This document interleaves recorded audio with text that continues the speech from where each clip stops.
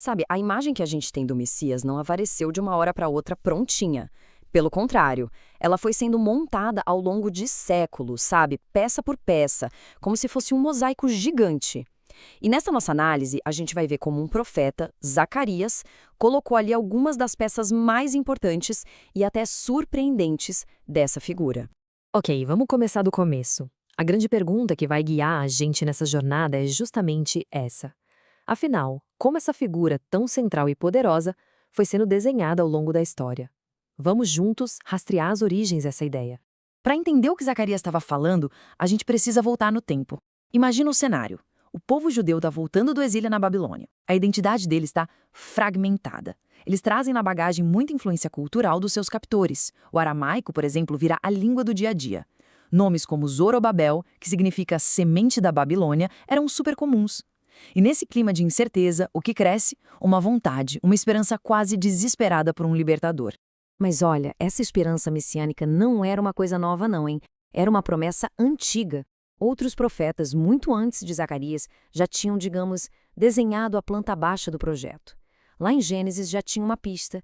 Depois vem Isaías, com profecias super marcantes, Jeremias também. As primeiras peças do mosaico já estavam na mesa.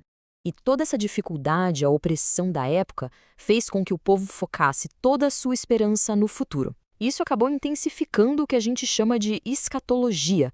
A palavra parece complicada, mas a ideia é simples. É o estudo das últimas coisas, ou seja, de como Deus vai cumprir suas promessas lá no final. Era um jeito de encontrar sentido no meio do sofrimento, sabe? E é exatamente nesse contexto, nesse caldeirão de esperança e angústia, que surge o nosso profeta, Zacarias, um jovem sacerdote. E o nome dele, por si só, já era uma mensagem poderosa. YHWH se lembra. Ele chega na hora certa, com uma mensagem não só de reconstruir o templo de pedra, mas de restaurar o espírito do povo. A mensagem de Zacarias vem através de 8 visões bem complexas. Mas o mais genial aqui é a estrutura. As visões são organizadas num padrão que funciona como um espelho.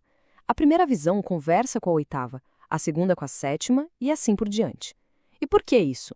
Para jogar um holofote, para chamar toda a atenção para o que está bem ali, no centro. E o que a gente encontra nesse centro, hein? Nas visões 4 e 5, encontramos duas figuras-chave: Josué, que era o sumo sacerdote, e Zorobabel, o governador, que era descendente direto do rei Davi.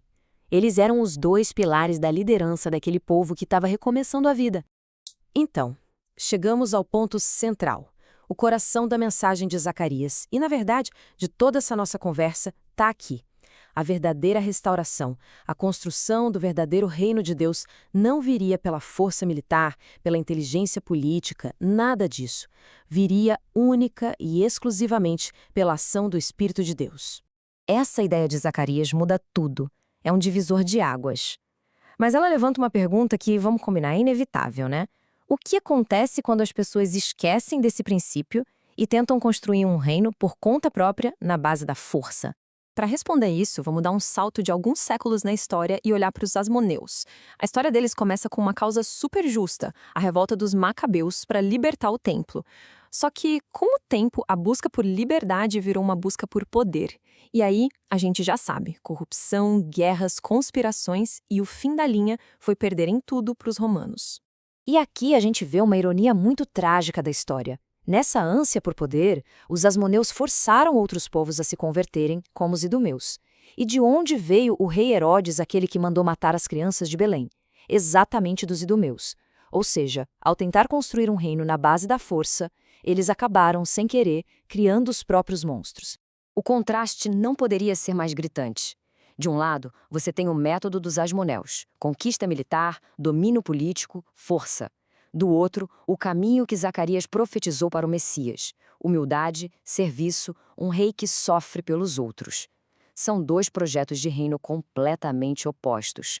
E é aqui que Zacarias pinta o quadro desse novo tipo de rei. A imagem é poderosa. Ele não chega num cavalo de guerra como um conquistador. Ele chega montado num jumentinho, um animal de serviço.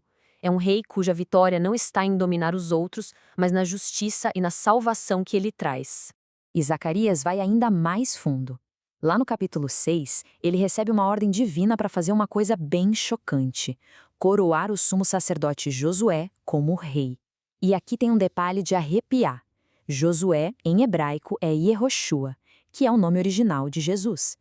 Essa coroação simbólica une os papéis de sacerdote e rei numa pessoa só. Um sinal claríssimo apontando para o Messias. Juntando todas essas peças que a gente viu, uma coisa fica muito, mas muito clara. A vinda de Jesus não foi um plano B de Deus, sabe? Não foi uma correção de curso porque a humanidade deu errado. Na verdade, foi o cumprimento de um plano que já estava traçado desde o comecinho de tudo. E isso nos leva de volta à nossa imagem do mosaico. As profecias, como as de Zacarias, são como caquinhos, pedaços de cerâmica. Sozinhos, eles podem parecer só cacos quebrados, mas quando o Espírito Santo vem e junta todas as peças no lugar certo, a imagem completa, a beleza do Messias, é finalmente revelada. E essa lição dos asmoneus, infelizmente, ecoa forte até hoje. Existe uma tentação bem moderna que é um espelho desse erro antigo. É a chamada teologia do domínio. Em resumo, é a ideia de que os cristãos devem tomar o poder político para impor sua agenda moral na sociedade, achando que assim estão estabelecendo o reino de Deus. É, de novo, a tentativa de construir algo divino usando as ferramentas do poder humano. Mas o caminho que Zacarias aponta é outro, né? A verdadeira influência não vem de tomar o poder. Ela nasce de ser uma testemunha, de ter uma vida que foi transformada pelo Espírito. A questão não é se tornar um influenciador que impõe uma visão de mundo, mas ser uma testemunha cuja própria vida atrai as pessoas para a verdade. E isso tudo nos deixa com uma última pergunta para refletir. Se cada profecia era um caquinho que formava a imagem de Cristo, e se nós, hoje, somos chamados a ser o corpo dele no mundo, a pergunta se volta para a gente. Como caquinhos reunidos pelo Espírito, que imagem do Criador nós estamos formando para o mundo ver?